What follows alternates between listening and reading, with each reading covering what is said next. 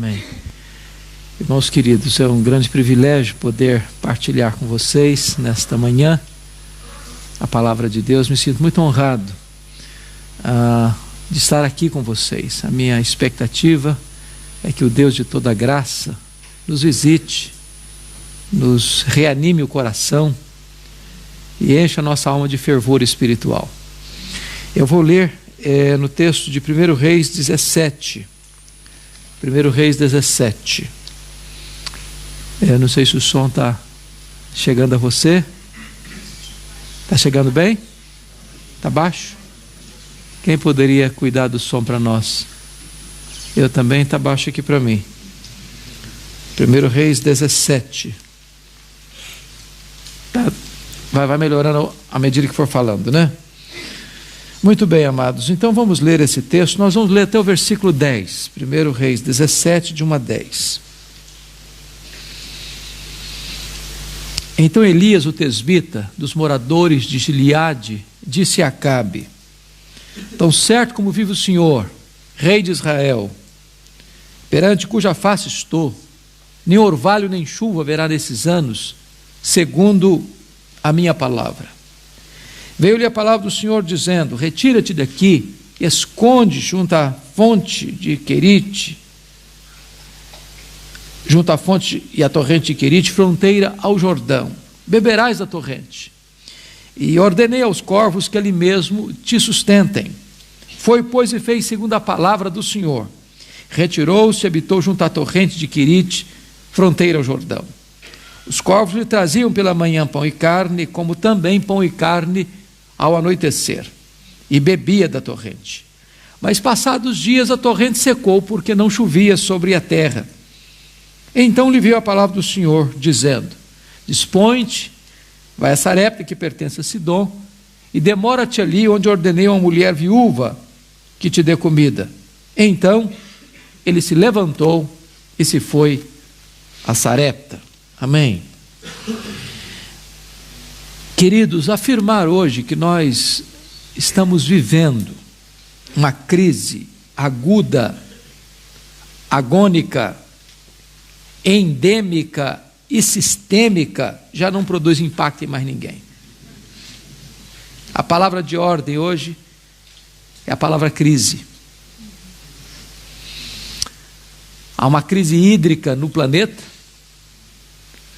e a preocupação não vai ser mais sobre petróleo, sobre comida. A preocupação deste século é o abastecimento de água. Até o Brasil, que era considerado um dos grandes mananciais do mundo, está vivendo uma crise sem precedentes. Estamos vivendo uma crise política ao redor do mundo, uma crise internacional de terrorismo, medo, pavor. Estamos vivendo uma crise de integridade grave, séria, avassaladora. Mas quando eu penso que Elias, há mais de 2.500 anos, viveu uma crise mais grave do que a que estamos vivendo hoje, me leva a refletir um pouco. Eu queria situar Elias no tempo e no espaço, para nós tirarmos desse texto algumas lições. Vocês se lembram que Israel teve 120 anos de monarquia, Reino Unido, sob os governos de Saul, Davi e Salomão. Com a morte de Salomão, em 931 a.C., seu reino foi dividido. E das 12 tribos, 10 seguiram a liderança cismática de Jeroboão I, formando o que nós conhecemos de Reino do Norte, Reino de Israel, cuja capital veio a ser Samaria. Esse reino durou 209 anos, de 931 a 722, tendo 19 reis, 8 dinastias diferentes, 8 famílias diferentes governando. O que é curioso é que nenhum desses reis andou com Deus. Todos foram maus, todos foram ímpios, todos foram idólatras, todos foram perversos. O que nos chama a atenção é que o rei que governa agora na época de Elias é considerado o pior rei de Israel. E se não bastasse isso, casou-se com a pior mulher do mundo. Jezabel era feiticeira, era assassina e era mandona. O rei era apenas um boneco na sua mão. Foi essa mulher quem impôs o culto a Baal em Israel. Foi essa mulher quem perseguiu e matou os profetas de Deus. E é nesse tempo, portanto, de crise política, econômica, moral e religiosa, que Deus levanta não um partido, não uma denominação. Deus levanta um homem para fazer diferença em sua nação. Que homem é este? Eu gostaria de apresentá-lo a vocês nesta manhã. Primeiro, confira comigo o verso 1. Quando diz, então, Elias, o tesbita, dos moradores de Gileade, ele não está falando da família dele, do sobrenome dele. Ele está falando da procedência geográfica dele. Ele vem de Tisbé, um lugarejo completamente desconhecido, incrustado lá nas fraldas desta cordilheira de montanhas de Gileade. Quando você vai para o mapa, você não acha Tisbé. Tão pequeno é o lugar. Ele não vem de uma família rica, aristocrática. Ele não vem de uma escola de profetas. Ele não vem de uma família sacerdotal. Elias é um homem desconhecido, de uma família desconhecida, de um lugar desconhecido, mas um homem levantado por Deus. Eu aprendo aqui a primeira lição. Deus não precisa de estrelas para fazer a sua obra. Deus não precisa de figurões para fazer a sua obra. Deus pode usar gente simples como você e eu, como Elias, para fazer a sua obra. Olhando a igreja evangélica no Brasil e no mundo, eu temo que um dos grandes problemas que a igreja hoje enfrenta é que nós temos estrelas demais, figurões demais, pessoas que se julgam importantes demais, pessoas que atraem para si, ou pelo menos querem para si, os holofotes, as luzes da ribalta. E eu tenho aprendido uma coisa: as estrelas só brilham quando o sol não está brilhando. Porque quando Jesus, o sol da justiça, está brilhando, não tem espaço para homens brilharem. Eu não tenho dúvidas de que um dos pecados que mais Deus abomina é o pecado do culto à personalidade, do colocar um homem num pedestal, de exaltar um ser humano. E eu tenho visto coisas esquisitas por aí afora. Eu conheço pastores, e quando eles vão chegando na igreja, entrando pelo corredor central, as luzes vão acendendo em cima dele. E o povo fica de pé para recebê-lo. Eu conheço pastores que pregam em púlpitos blindados, que só anda com capangas. Gente que se diz muito importante. Hoje a igreja evangélica brasileira comete o pecado, eu não sei se aqui em Portugal a coisa acontece do mesmo jeito, mas se tem tratado alguns pregadores e cantores como verdadeiros astros de cinema, e cometido o pecado da tietagem evangélica. Deus não aceita isso. Deus rejeita isso. Deus abomina isso. Uma evidência disso, por exemplo, dessa tendência, estava lá na igreja de Corinto. Vocês se lembram que a igreja de Corinto ela era pluripartidária. Havia o partido de Paulo, eu chamaria de o Partido Progressista de Paulo, o PPP. Havia o Partido Conservador de Pedro, o PCP. Havia o Partido Filosófico de Apolo, o PFA. E havia o Partido Cristão de Jesus, o PCJ. A igreja estava dividida, cada um seguindo um ícone. E Paulo põe o machado da verdade na raiz dessa tendência, perguntando assim: mas quem é Paulo? Quem é Apolo? Apenas servos por meio de quem vocês creram. Eu plantei, Apolo regou, mas o crescimento veio de Deus, de tal maneira que nem o que planta, nem o que rega é coisa nenhuma, mas Deus que dá o crescimento. Aí Paulo joga uma pá de cal nessa tendência, quando no capítulo 4, verso 1, ele diz que importa que as pessoas os considerem como ministros e como dispenseiros. E o que se requer dos dispenseiros é que eles sejam encontrados fiéis. Você sabe que a palavra ministro, na língua portuguesa, é uma palavra muito pomposa. Muito pomposa. Se você falar no governo, você está falando no primeiro escalão do governo. Se você fala na igreja, você está pensando no líder espiritual, o pastor. Mas Paulo escolheu uma palavra muito interessante para falar de ministro. Há 3 palavras no grego para servo. A palavra diáconos, aquele que serve. A palavra doulos, o escravo. E a palavra huipereta, que é um escravo condenado à morte. E que antes de morrer tem que prestar um serviço. Eram os remadores de galés, que ficavam com os pés no tronco, acorrentados, que tinham que trabalhar até a exaustão, e mesmo depois de trabalhar, eram mortos. Esse era o huipereta. A palavra que Paulo usa para ministro no capítulo 4, verso 1 de 1 Coríntios, não é diáconos, não é doulos, é huipereta. Paulo está dizendo com isso que não há espaço no coração do homem, nem na igreja de Deus, para qualquer ser humano se vangloriar. Porque na igreja de Deus só um é exaltado, só um é recebido com honra e glória. Este é o Senhor Jesus, o dono da igreja, o Senhor da igreja. Mas Elias chega para Acabe e diz para Acabe assim: Acabe, tão certo como viu o Senhor, em cuja presença eu estou, nem orvalho, nem chuva haverá nesses anos, segundo a minha palavra. E por que disse isso? Porque, na verdade, Baal era considerado o padroeiro da prosperidade, o deus das chuvas. Numa cultura agropastoril, quando eles faziam suas colheitas ou recebiam as crias das suas ovelhas, tributavam isso a Baal. Se Deus então fechasse as comportas dos céus para não chover e nem cair orvalho, Deus estava quebrando as pernas de Baal. Deus estava quebrando a espinha dorsal de Baal. Deus estava desconstruindo a imagem de Baal. Deus estava arruinando a reputação de Baal. Era uma palavra de juízo. Mas nota uma coisa, ele diz assim para Acabe: segundo a minha palavra, não vai chover e não vai cair orvalho. Olha, chove de vez em quando, mas o orvalho cai toda noite. Nenhuma coisa nem outra vai acontecer.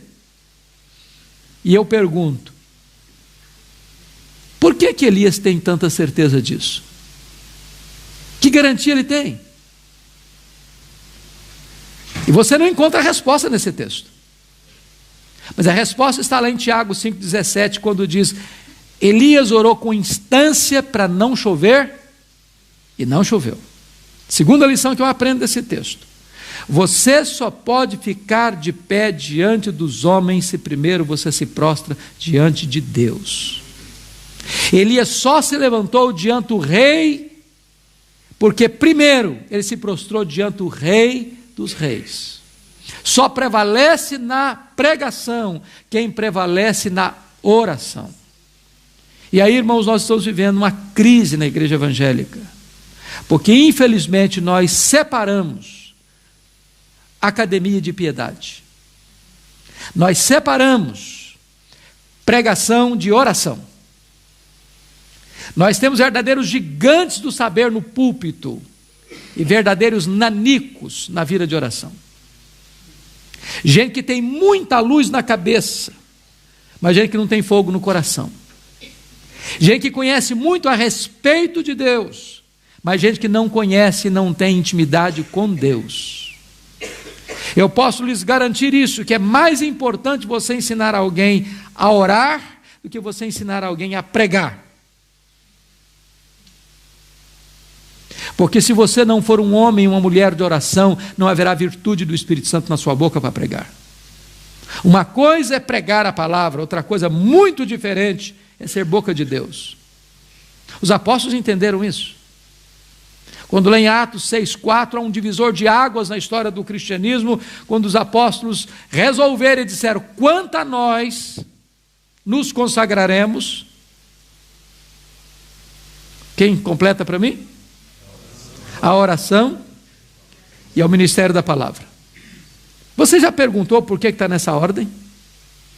Você já perguntou por que não está assim? Quanto a nós nos consagraremos ao ministério da palavra e à oração? Eu vou lhe fazer uma pergunta e eu espero que você não responda, pense. que é mais importante? Oração ou o ministério da palavra?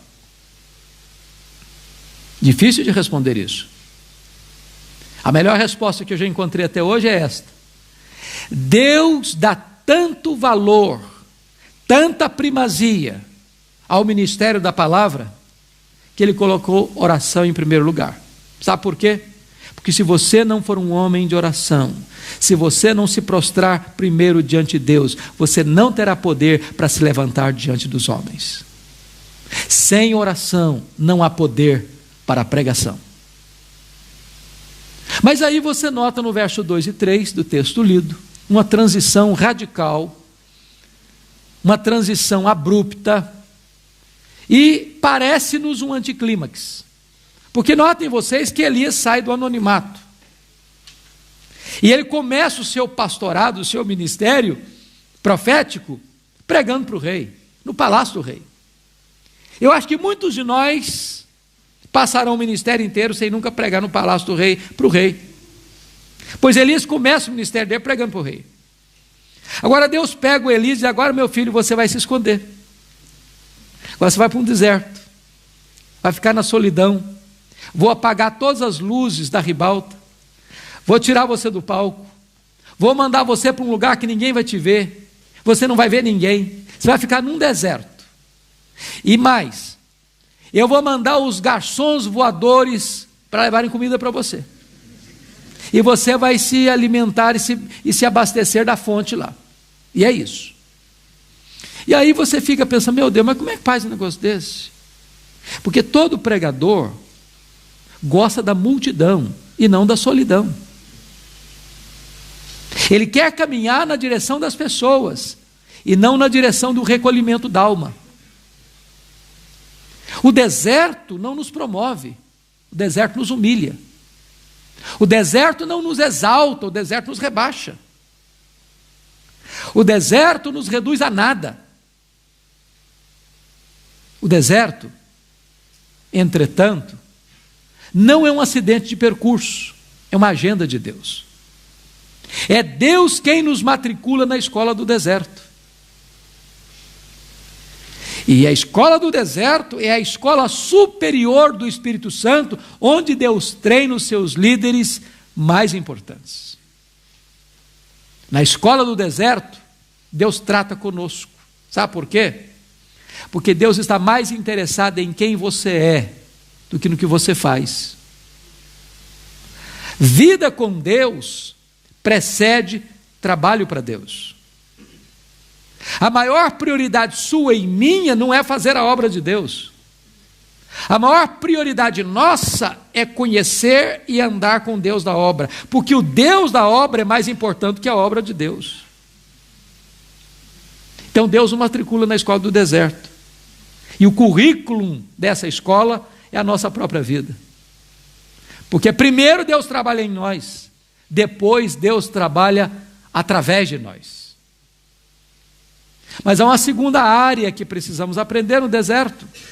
No deserto nós precisamos aprender a depender mais do provedor do que da provisão. Ali em Querite, ou Deus sustentava Elias, ou Elias pereceria. Então, tem hora que você, ao ser matriculado na escola do deserto, precisa aprender isso. Você depende de Deus. Mais do que das pessoas, mais do que de você mesmo. Sua provisão vem de Deus. O que é curioso que o verso 7 diz que Elias, estando onde Deus o mandou estar e fazendo o que Deus o mandou fazer, a fonte que o abastecia secou. E o que você vai fazer quando a sua fonte seca? Eu quero dizer para você que quando a sua fonte seca, Deus sabe onde você está. Deus sabe para onde você deve ir, e Deus sabe o que você deve fazer. A sua fonte secou, mas o manancial de Deus continua jorrando. A sua despensa pode estar vazia, mas os celeiros de Deus continuam cheios. Deus coloca você nessa situação para que você entenda e aprenda que você depende mais do provedor do que da provisão. Eu queria ilustrar isso com uma experiência pessoal. No ano 2000 eu fui para os Estados Unidos com a minha família, para Jackson, Mississippi, para fazer meu curso de doutorado em ministério, na área de pregação. E a igreja que eu pastoreio há 30 anos, votou naquela ocasião uma verba para o nosso sustento, dinheiro para o nosso sustento. O valor acordado na época foi $2.300. E eu fui com a expectativa de encontrar pelo menos minha bolsa, não encontrei bolsa de 1 centavo. Bom, desses 2.300 eu tinha algo a deduzir, claro. Primeiro que todo pastor, penso, deve ser dizimista. Se não é, pelo menos deveria ser. Então, se eu recebia 2.300, eu já deixava $230 lá na secretaria, na tesouraria da igreja. Recebia 2,70. Nós temos uma pessoa que mora conosco há mais de 25 anos, é uma secretária, uma senhora já idosa, e eu achei que não seria justo da minha parte desampará-la, então continuei pagando o saláriozinho dela. Quando eu chego, eu deixo uma missionária morando no nosso apartamento em Vitória, com o compromisso de pagar o aluguel. E ela teve que mudar-se da cidade, eu tive que pagar o aluguel também do apartamento. Então, desses 2.300, eu recebia líquido 1.200, 1.300 no máximo. Quando eu chego em Jackson, Mississippi, eu tomo alguns sustos. Primeiro, não tinha bolsa, nem 1 centavo. Segundo, não tinha transporte público, tive que comprar um carro velho. Terceiro, naquele ano não tinha escola pública, eu tive que botar os filhos em uma escola particular. Quarto, eu tinha que pagar a escola de inglês, porque eu fui para lá zerado de inglês. Quinto, tinha que pagar aluguel, tinha que pagar seminário, tinha que pagar. Bom, quando eu botei na ponta do lápis, nunca ficou inferior a 3.000 por mês. Eu trabalhava na escola onde os filhos estudavam, de madrugada, para limpar toda a escola, para ganhar um desconto de $200 por mês. Com 5 meses, me deu uma inflamação na mão, e eu não conseguia segurar a vassoura mais, nem o rodo, então eu tive que dispensar o trabalho, menos $200. O carro, que era velho, quebrou. Levei para a oficina para consertar, $1.350, não tinha dinheiro para pegar o carro da oficina. Não tinha mais dinheiro para pagar o seminário, não tinha mais dinheiro para fazer compra para casa. Eu reuni minha família, eu não queria ser mais pesado para a igreja. Reuni minha família e disse, olha, nós temos 2 opções, ou nós voltamos, porque já tinha visto lá os alunos que não conseguiam pagar o seminário, recebi uma gentil visita, dizendo assim, já que você não consegue, você está liberado para voltar para o seu país. Muito gentilmente. Ou nós vamos ajoelhar aqui e pedir a Deus um milagre, porque nós pregamos sempre que Deus é o Deus da provisão, então chegou a hora da gente experimentar isso na nossa vida. E nós nos ajoelhamos na sala, eu disse, Deus, nós sempre pregamos isso, que o Senhor é o Deus Jeová Jireh, o Senhor é o Deus da provisão. Então, Deus, Tu sabes a nossa situação, nós não gostaríamos de voltar envergonhados, frustrados. Então, se o Senhor quiser, o Senhor pode abrir uma porta para nós. Nos levantamos dos joelhos ali, daqui a pouquinho o telefone toca. Eu recebi um convite para pregar na Pensilvânia, uma conferência. E eu fui para lá sem o dinheiro do lanche no bolso. Quando eu chego, quase terminando o congresso, na minha última palestra, quem estava dirigindo levantou e disse assim, meus irmãos, o pastor Hernandes é estudante aqui na América, e todo estudante é duro. Não precisa ser profeta para falar um negócio desse. Se alguém quiser ajudá-lo, fique à vontade. Eu saí daquele congresso com $5.500 de oferta. Um irmão, um pastor, me procurou logo depois e disse, olha, eu vou lhe mandar $300 por mês, até você terminar o seu curso. Eu voltei para casa chorando. Peguei o carro na oficina, paguei o seminário, fiz compra para casa, sobrou dinheiro ainda. Na semana seguinte, um outro telefonema. Um convite para pregar em New Hampshire, a 2.500 quilômetros de onde eu morava. Eu estava pregando meu último sermão, quando veio um presbítero por trás de mim, e botou um bilhete dentro da minha Bíblia assim, eu não sei o que está acontecendo com você, mas Deus tocou o meu coração, e eu quero lhe mandar $600 por mês, até você terminar o seu curso. E me deram $2.500 de oferta. Para encurtar a conversa, eu fiz 21 viagens a convite para pregar, em 10 estados diferentes. Cada lugar que eu ia, Deus fazia um milagre diferente. Um dia uma mulher fez uma viagem de 60 milhas de noite, debaixo de neve, porque Deus tocara o coração dela, onde ela estava, para ir lá onde eu estava, para me dar uma oferta. No dia que eu fui embora, Eu fui ao banco, porque eu tinha levado todas as nossas economias pessoais, que acabaram com 5 meses quando o carro quebrou.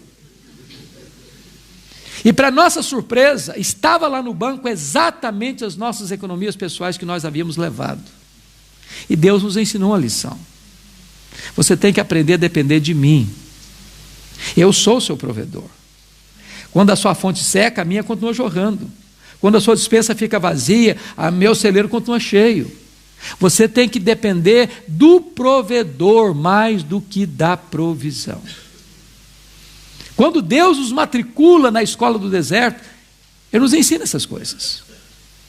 Mas confira comigo o verso 8, que agora é uma outra transição. Tão abrupta, tão radical, quanto a primeira. Deus levanta-te, dispõe-te, vá a Sarepta, que pertence a Sidom, e demora-te ali onde eu ordenei uma mulher viúva que te dê comida. Sabe o que Deus está dizendo para Elias aqui? Elias, aperta os cintos, meu filho, porque você acabou o estágio do deserto, agora eu vou matricular você no estágio mais avançado. Agora eu vou jogar você na fornalha. Agora eu vou jogar você no fogo. Sarepta significa fornalha, cadinho, fogo.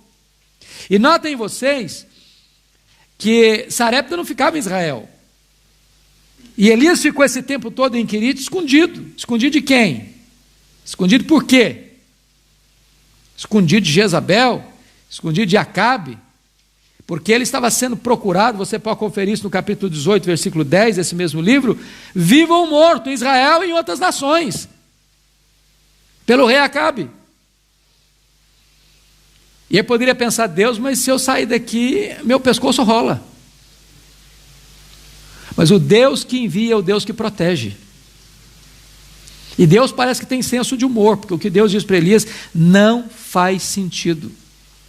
Se Deus dissesse assim para Elias, Elias, vá para Sarepta, porque lá eu quero que você sustente uma mulher viúva. Ele podia pensar assim, pelo menos eu tenho um ministério, vou sustentar uma mulher viúva. Mas o que Deus diz para ele é o contrário, vá, porque lá eu ordenei uma mulher viúva que te dê comida.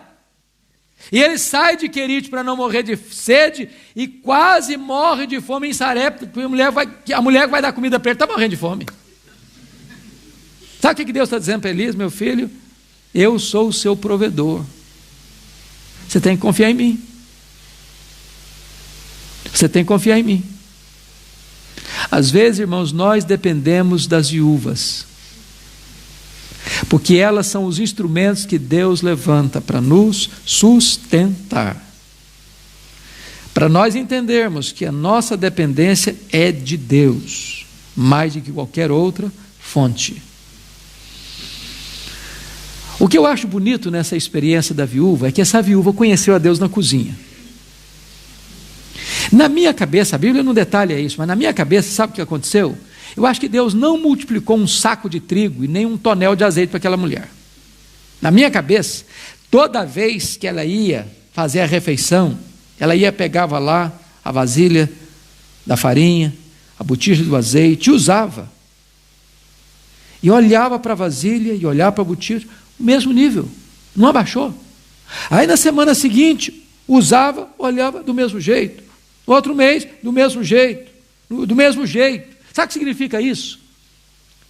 Deus é o Deus que ainda hoje multiplica a farinha na nossa panela e o azeite na nossa botija. Ele é o Deus que nos sustenta diariamente. Às vezes, irmãos, nós só vemos milagres nas coisas extraordinárias e não vemos milagres nas coisas ordinárias. Por exemplo, você vai fazer uma viagem, tem um terrível acidente automobilístico, o carro fica todo retorcido e você sai ileso, incólume. Um milagre, é verdade.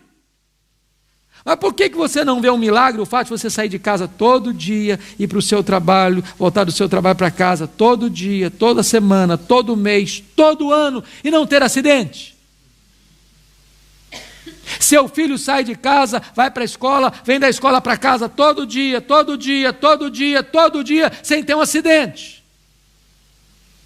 Você e eu estamos expostos a vírus, bactérias que nós não vemos, são letais. E você está vivo, você está aqui, isso é um milagre. Certa feita, Blaise Pascal, vocês conhecem bem. Grande pensador, grande matemático, grande filósofo francês. Disse para o seu pai um dia assim: papai, aconteceu um milagre na minha vida hoje. É verdade, filho, aconteceu um milagre. Aconteceu, papai. O que foi, meu filho? Papai, eu estava andando a cavalo. E o meu cavalo galopava. De repente meu cavalo tropeçou e nós nos reviramos, papai, caindo ribanceira abaixo. Nem o cavalo e nem eu nos machucamos, papai. Foi um milagre. Filho, é verdade. Pois aconteceu um milagre maior comigo, meu filho. Ué, pai, eu não estou sabendo. Filho, aconteceu um milagre maior comigo. Falei, como assim, pai? Eu também estava hoje andando a cavalo, meu filho. Meu cavalo galopava. Nem o meu cavalo, nem eu tropeçamos e nem caímos, meu filho.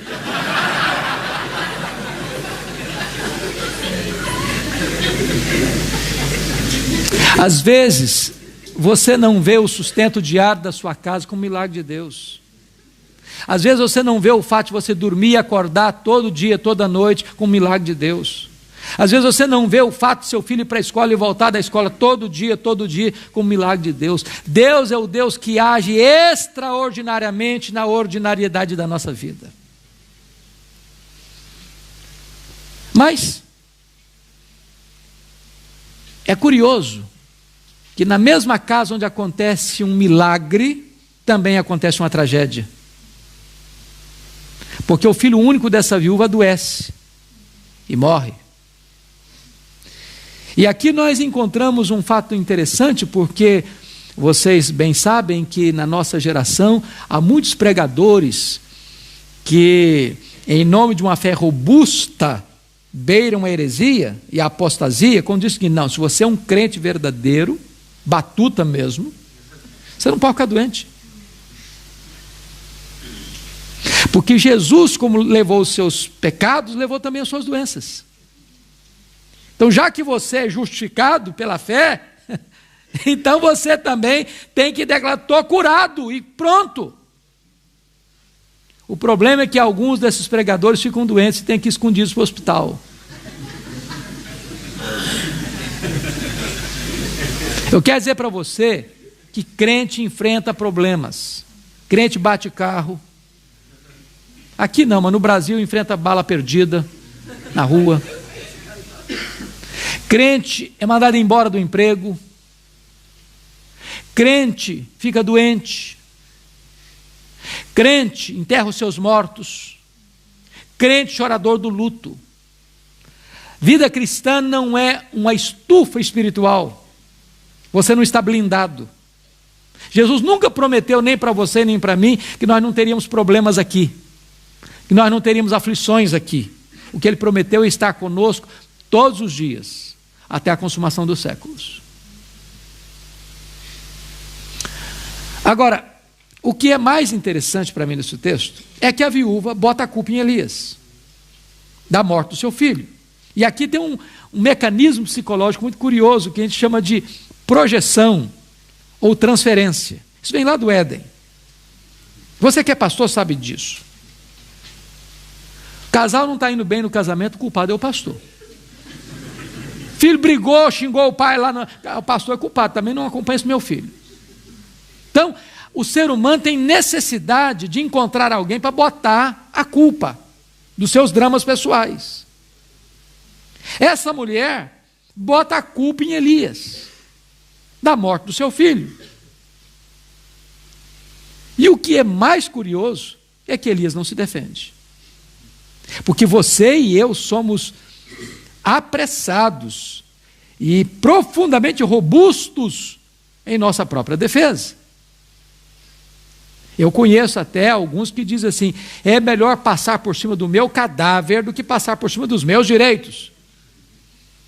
Por que Elias não se defende, irmãos? Talvez aprendeu já lá no passado o princípio que Jesus ensinou, que você não esmaga a cana quebrada, nem apaga a torcida que fumega.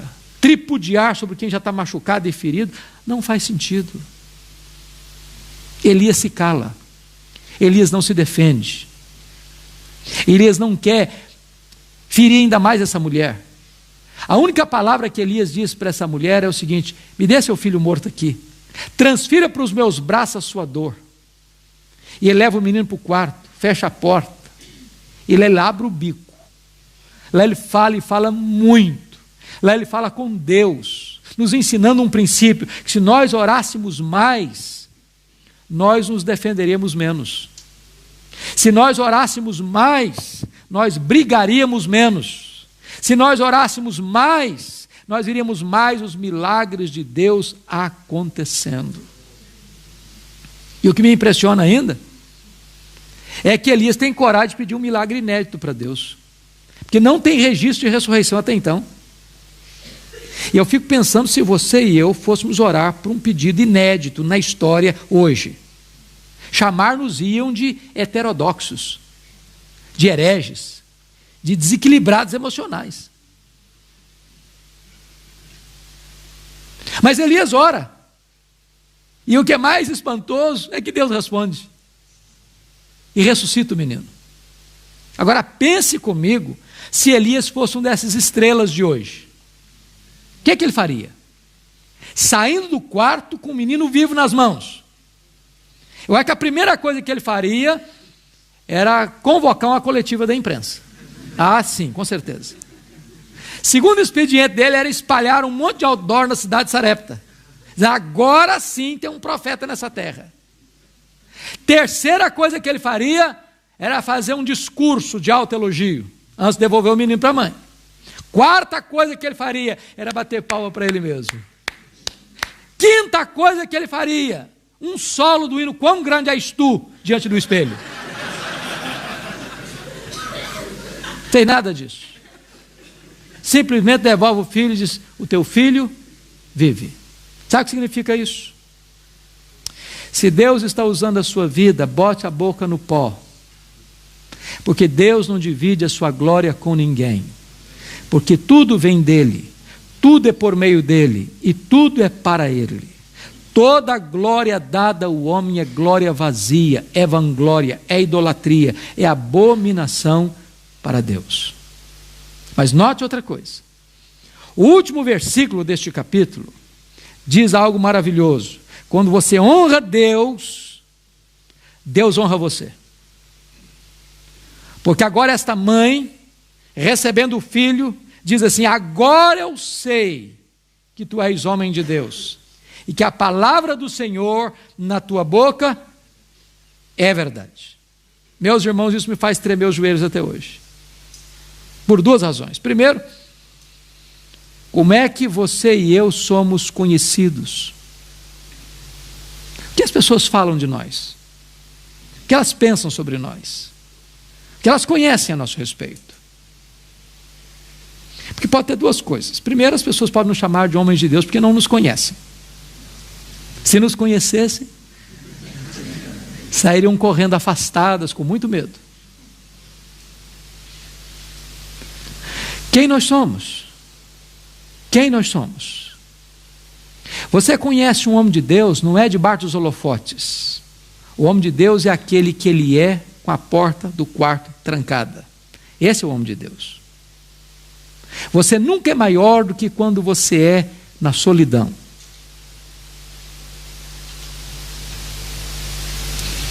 Nós temos homens cultos, nós temos homens famosos, nós temos homens estrelas.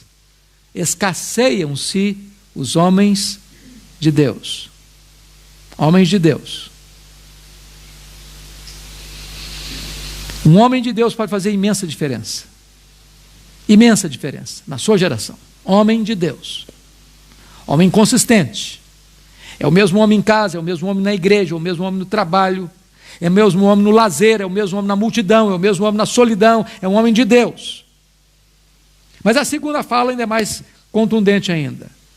Agora eu sei que a palavra de Deus na tua boca é verdade. Então significa que a palavra de Deus pode não ser verdade na minha boca?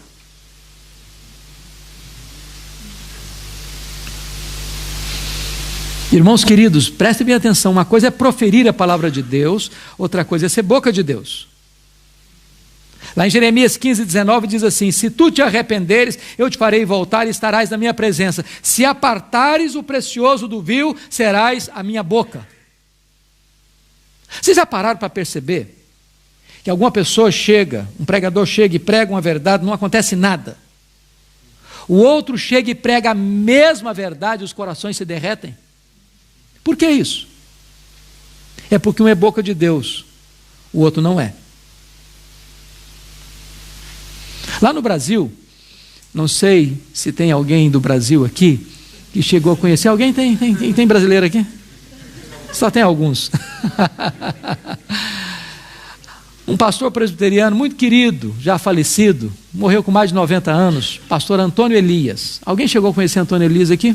Alguns conheceram. Antônio Elias era um pastor muito simples. Pregava um sermão muito simples, mas havia um fato. Toda vez que esse homem pregava, ele pregava chorando e o auditório debulhava em lágrimas. Quando ele terminava de pregar, o povo estava se derretendo diante de Deus. E ele estava pregando um dia num congresso, conferência como essa, há muita gente. Aí quando ele terminou de pregar, oportunidade para as pessoas fazerem perguntas a ele. Ele levantou um irmão e perguntou: pastor, o senhor é um homem de Deus, o senhor nos ajuda a entender um assunto tão complexo para nós, explica para nós em detalhes esse negócio de unção. O que é isso? O que é unção, pastor? Unção, o que é isso? E este levantou e disse: meus irmãos, é muito simples. Unção significa o seguinte: é que uns são, outros não são.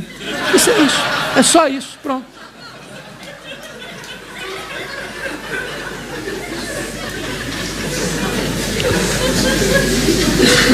Agora eu sei que a palavra de Deus na tua boca é verdade. Não sei se você já parou para perceber. Os maiores e melhores sermões da história estão disponíveis no nosso vernáculo. Bom, nós temos os sermões de Paulo, de Pedro, de Jesus, na Bíblia. Temos os sermões de João Crisóstomo, sermões de Aurélio Agostinho, sermões de João Calvino, sermões de Martinho Lutero, sermões de John Owen, sermões de Jonathan Edwards, sermões de João Wesley, sermões de Charles Haddon Spurgeon, sermões de Mark Lloyd Jones, e etc, e etc, e etc. Sermões que Deus usou de uma maneira tão poderosa para impactar e transformar vidas. Por exemplo, Pecadores nas Mãos de um Deus Irado, de Jonathan Edwards. Ele pregou esse sermão depois de orar e jejuar por alguns dias, diante de um grande auditório, e ele segurava o esboço numa mão, a lamparina na outra mão, e lia o sermão. E na medida que ele lia o sermão, seu auditório foi tomado de tal convicção de pecado, que eles se agarravam nas pilastras do templo, e choravam, e gemiam, e caíam prostrados de convicção de pecado, não de histeria. E quando ele terminou de pregar, mais de 500 pessoas se renderam a Cristo. Eu fico pensando o seguinte: se você e eu pegarmos esses mesmos sermões para pregá-los na íntegra hoje, se os resultados vão ser os mesmos. Eu soube de um seminarista há pouco tempo, lá no Brasil, que pegou esse sermão de Jonathan Edwards e decorou palavra por palavra, sentença por sentença. Chegou diante da sua igreja e pregou com toda a veemência. E o povo caiu também, mas no sono. No sono. O sermão era o mesmo. Quem pregava o sermão era outra pessoa. E.M. Bounds, que foi um metodista muito piedoso do século XIX, disse algo marcante. Ele disse o seguinte: nós estamos à procura de melhores métodos e Deus está à procura de melhores homens. Deus não unge métodos, Deus unge homens. Esses homens mortos tiram de si sermões mortos, e sermões mortos matam. Dizia Lutero: sermão sem unção endurece o coração. Agora sei que a palavra de Deus na tua boca é verdade. Bom, eu não tenho tempo hoje de explorar toda a biografia de Elias, eu vou saltar agora e ir lá para o finalzinho. Elias já tem um chamado, já chamou Eliseu para segui-lo. Eliseu já está no encalço de Elias, querendo porção dobrada do espírito de Elias. Já tinham atravessado o Jordão, porque Elias jogou sua capa, as águas se abriram e eles passaram ambos. a pé enxuto, e agora de repente Elias é recolhido ao céu, levado por uma carruagem de fogo, com cavalos de fogo, num redemoinho para o céu, e a capa de Elias fica na mão do Eliseu. E Eliseu está de volta agora para os seus discípulos, e tem que passar o Jordão outra vez.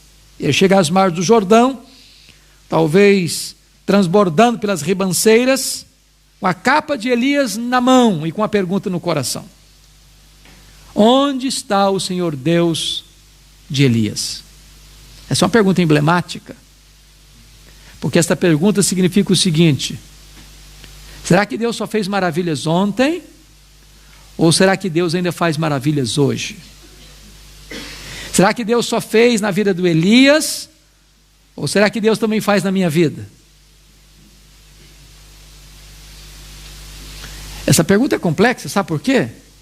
Porque você e eu não temos nenhuma dificuldade que Deus fez milagres ontem, se você crê na Bíblia. Você e eu não temos nenhuma dificuldade de crer que Deus fará maravilhas amanhã, no futuro, porque você e eu cremos na Bíblia. A grande pergunta é: eu creio que Deus faça milagres hoje? Eu acredito nisso hoje?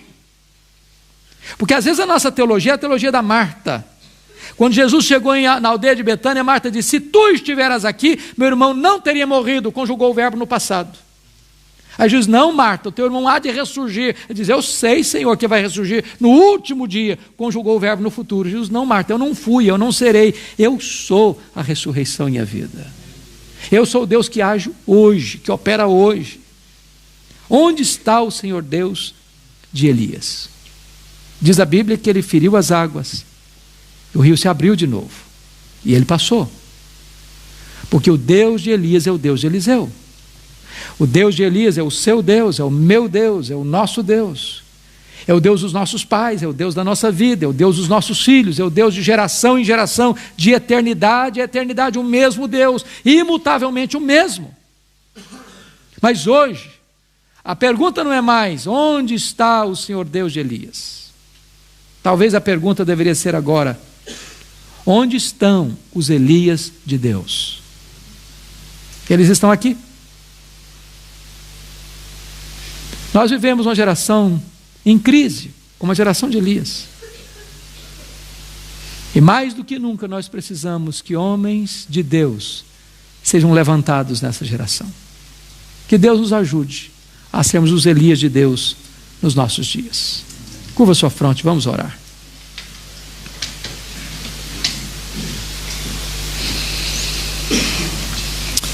Rendemos-te graças, Pai, pela tua palavra, porque ela é a verdade, e ela nos santifica, e ela é poderosa, e a tua voz é irresistível.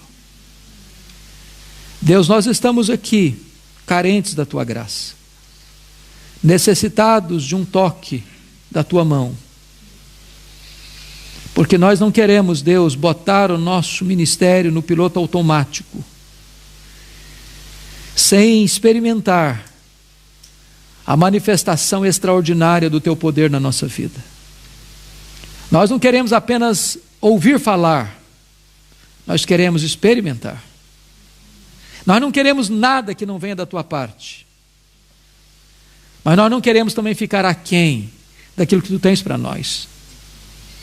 Então, Deus, por amor do teu nome, revela-te a nós, manifesta-te a nós.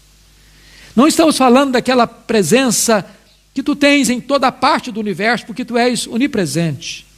Nós estamos falando daquela presença manifesta, poderosa, inconfundível, impactante, para fazer uma mudança radical na nossa história, para ser um divisor de águas na nossa vida. Nós não queremos, Deus, viver uma vida rasa, medíocre, pobre espiritualmente, escassa. Nós queremos ser como José um dia foi definido como um ramo junto à fonte. Nós queremos florescer para a glória do teu nome, frutificar para a glória do teu nome. Nós queremos muito fruto para que tu sejas glorificado em nós, ó Pai, e sejamos conhecidos como discípulos do Senhor Jesus. Dá-nos a graça de vivermos de tal maneira neste mundo mau e corrompido, que sejamos conhecidos como homens e mulheres de Deus. Dá-nos a graça de, ao abrirmos a nossa boca, a Tua palavra ser uma palavra viva, poderosa, impactante nos corações, como foi na boca de Elias. Restaura a nossa sorte, restaura a nossa vida, restaura a nossa família, restaura o nosso ministério, reaviva-nos, ó Deus, para a glória do Teu nome. Em nome de Jesus. Amém. Amém. Deus abençoe, amados. Muito obrigado.